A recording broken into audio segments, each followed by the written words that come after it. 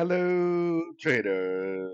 Today is Monday, July 14th, and this is my analysis for the Euro-US dollar, and we are on the daily time frame to start with. So on the daily time frame, the last couple of weeks, we've been slowly working our way down. The only thing we really know 100% is that this wave from here to here is over. If this wave really is part of a wave 5 and the wave 5 is complete, then this will continue down and it will give us a break of structure, which to me would prove that this really is the completion of a big pattern and probably a really bearish outlook for the next few months. But we don't really know if that's the case, do we? We just know that this one wave is over. So this move down could still possibly be a pullback to this one wave.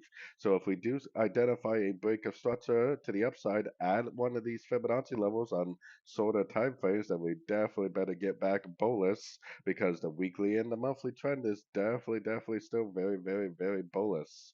Going down to the 1 hour time frame, our last structure level is way up here. This structure and this structure is not going to be telling me anything about this trend potentially being over. So we did have a little bit of a Fibonacci bounce. We need to assume that this move up is just a pullback to the last wave down, unless it goes all the way up and breaks this high. If it goes up and takes out this high, then that's going to convert me from being a seller into being a buyer. Until that happens, I am going to assume anything I see to the upside is just a pullback within a downtrend.